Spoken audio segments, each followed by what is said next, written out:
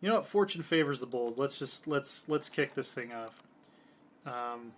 We're gonna call Tyrone in as a co-belligerent, I believe, because they have no other allies. Yeah, and we want their shit to be cheap to take. So actually, we should declare war on Tyrone because we have more stuff that we can take from them. Clan Ricard would not be called in. Okay, all right. So we'll declare war on Clan Ricard. So if we're attacking Clan Ricard, Tyrone will join in, but Clan Ricard would not return the favor under any circumstances. All right, let's do this. Just because I want to kill this stack real quick, just because they're just sitting there and it's so juicy. We're gonna go down to speed 3. All right. So one thing I'm going to do really quick is occupy all of the provinces that my allies want.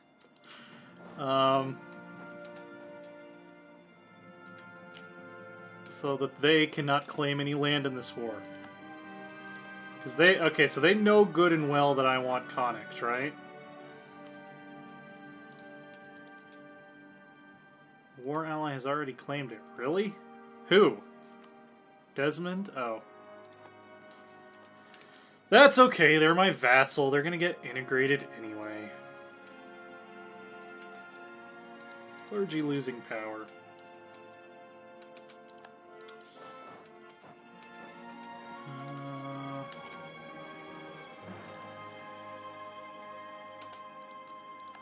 Let's go hit them before they know what hits them. My vassal, who for some reason has not built an army. I think they might just be dead broke. Okay, so we're going to go ahead and occupy their outlying provinces and then siege the capital. Where's our navy? Here's our navy. If you guys wouldn't mind coming and help us out in the Irish Sea, that would be great.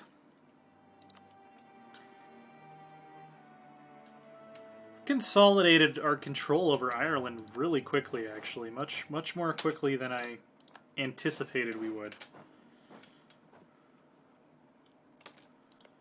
And the only person we're really pissing off is England. Yeah. Britannia doesn't care, and England already hates us. Nobody else in the region can even challenge us, so...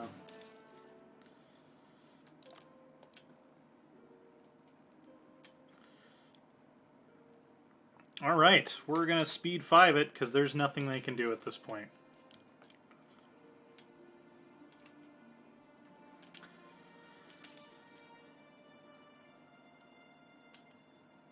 Looking good.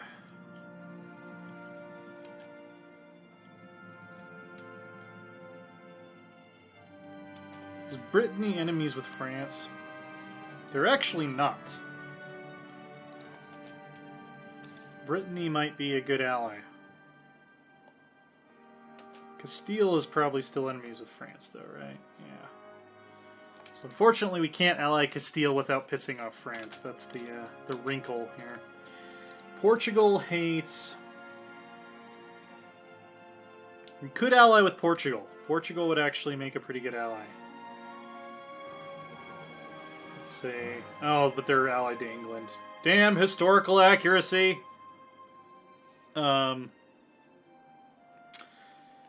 Aragon might ally with us. We'll see. Or wait, do they hate France? They don't hate France. Does France hate them? France does not hate them. Okay, so Aragon is another potential ally.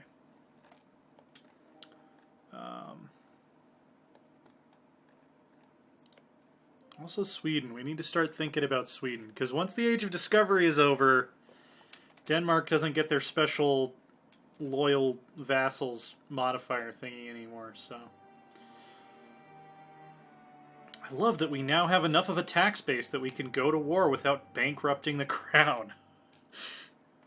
This is a fun run. This is a pretty fun run here.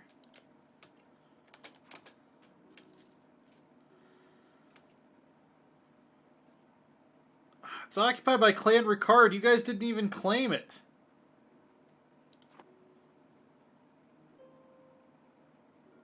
Oh no, it's occupied by Munster. Never mind. It's just blockaded by Clan Ricard. I was like, what's that bullshit? You're gonna make me siege one more province when I finally decide to kick your asses? Alright.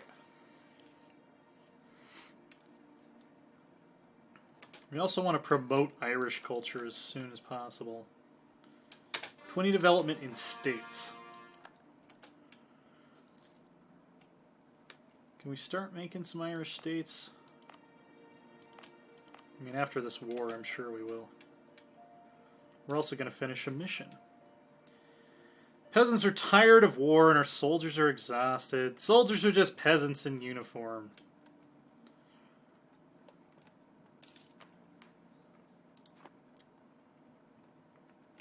Okay. So, we are going to annex the remainder of Ireland, with the exception of the Pale. And that's going to do it. Fantastic. Hopefully, putting the McCarthys in charge of Connacht will give them a little bit more of a tax base so they can actually have an army, maybe. So, into Ireland. We have now gotten a permanent claim on the rest of Ireland. So now that we have a foothold in Ireland, it's a little bit more than a foothold. It's more like there are pockets of resistance. Or there's a pocket of English control, and then an ally of ours who is reluctant to bow to our king. These guys are our vassals, and the rest of it we already control directly. It seems only natural to continue expanding into the region. After all, the Irish clans are weak and divided, while Scotland is united and strong. So that'll give us morale of armies plus 10 for 10 years. This Bank of Scotland mission maybe could be something we could start thinking about. I don't consider it a super high priority. Where is the greatest amount of unrest? So, Silgo, Donegal, Midlands, Limerick. What about supply limits? Where's a good place to muster an army? We'll put ourselves in the Midlands, and we'll go ahead and we'll put on autonomous rebel suppression. So if an Irish rebellion does kick off, you know, it looks very unlikely, actually.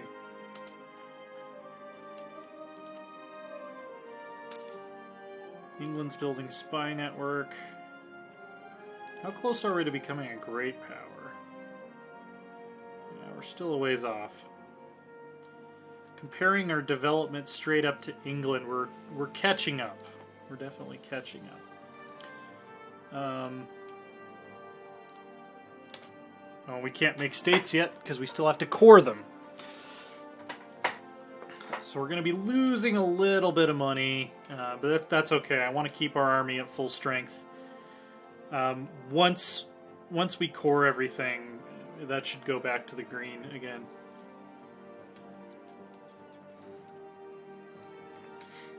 All right.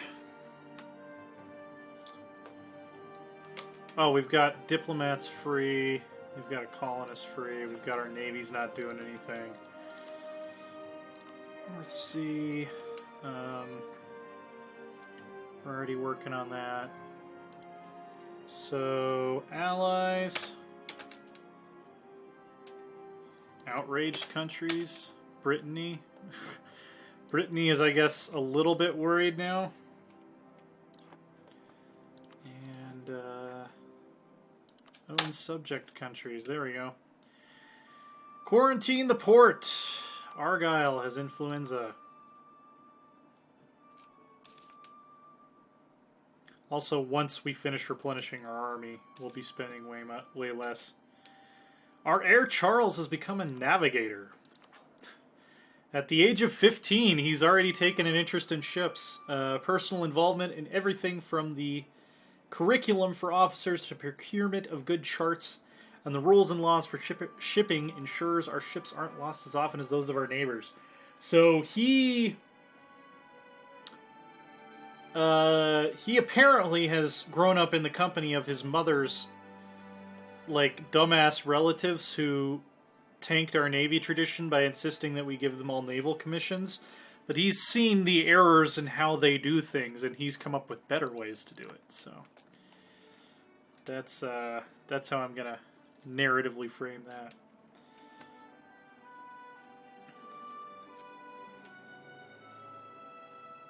And here we have some men in frilly collars standing around looking very official, which is of course how you integrate provinces into a kingdom. Everybody knows that. Alright, quest for the New World. Let's get going. Well, not quite yet. We still need 50 Diplo power to hire an explorer. And then we'll get going with this. Truce with Munster has ended.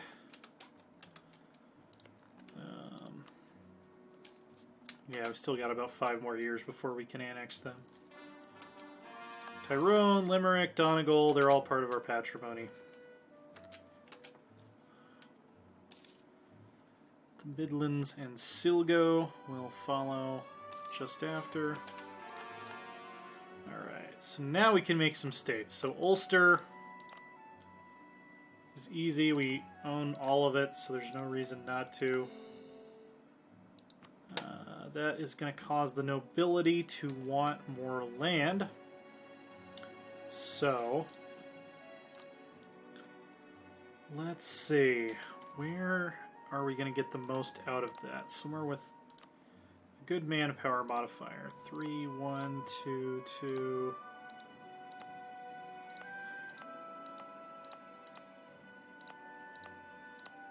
Where was that 3? Was that Argyle? Okay, yeah, we'll give Argyle to the nobles.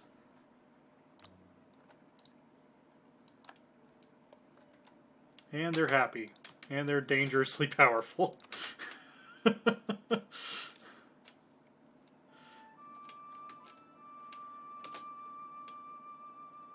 Alright. Bronze cannons. I don't know if we have any copper. Oh, apparently we do. Economic map mode, trade goods. Where are we producing copper? Why would we get the benefits of increased prices in copper?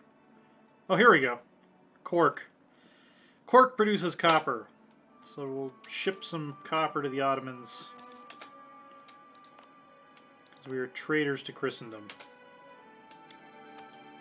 How many states can I have right now? I have up to 12, so we could really turn everything on the island into a state eventually. Alright.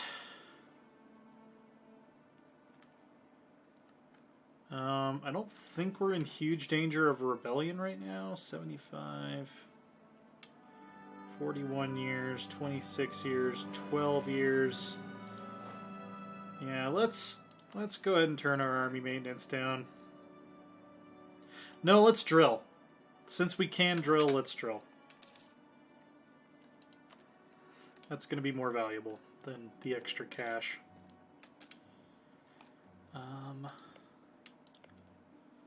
So here's my plan going forward from there. We're going to annex Connacht. Oh, hang on. I'm going to wait 2 more months on this, just so we'll have a little bit of a bank. I could have been exploring already. Alright. Bring these guys to port. We're going to split off these. We're going to hire an explorer. Andrea Stewart. Oh, apparently it's a guy? Is Andrea a male name in Scotland? I had no idea. Maneuver 3. That's fantastic. Whoops. That is not what I meant to do. Okay, you guys. McTaggart. You're going to protect trade in the North Sea. and go home at war if needed. There'll be blood, cool. You guys are going to explore. We're going to start with the North Atlantic Sea. So see if you can go find Greenland. Some of the Hebridean Scots have stories about it. Those with Norse ancestry. Royal marriage from France. Did we lose our royal marriage? Royal marriage, royal marriage, royal marriage. Cool. Alright. So our voyages of exploration have begun under Andrea Stewart, who I guess is a guy. Just because I've never met a guy named Andrea doesn't mean that it never happens. We'll go ahead and research the Limber. I'm trying a new tech strategy. This might not end up being the absolute best strategy ever, but because of how innovativeness works now, I'm trying out a strategy where if I have a neighbor who's ahead of me at all, and I can tech, I'm going to go ahead and tech. I still have a neighbor who's ahead of me. Or that might go away. Let's see. If we let a month go by. Cool. So, yeah, we're behind neighbors in 2 categories, but we should be okay otherwise. Oh, hey, look, it's Greenland. The Hebrideans were right. Let's go explore off the coast of whatever this is. England's fabricating more claims on us, as they are wont to do. And because our boats are shitty, that is as far as we can get so far. So, I would like you to go explore the North Atlantic coast now. And then maybe we'll, I don't know, we'll pop down to Africa. We'll see what's going on. We'll take a look-see. We'll take a little bit of a look-see. Austria is no longer a great power. At least England's not moving up the list. How are we doing on the Renaissance? Yeah, it's still going slow, but England has embraced it, so maybe we'll get a little bit of trickle over from them.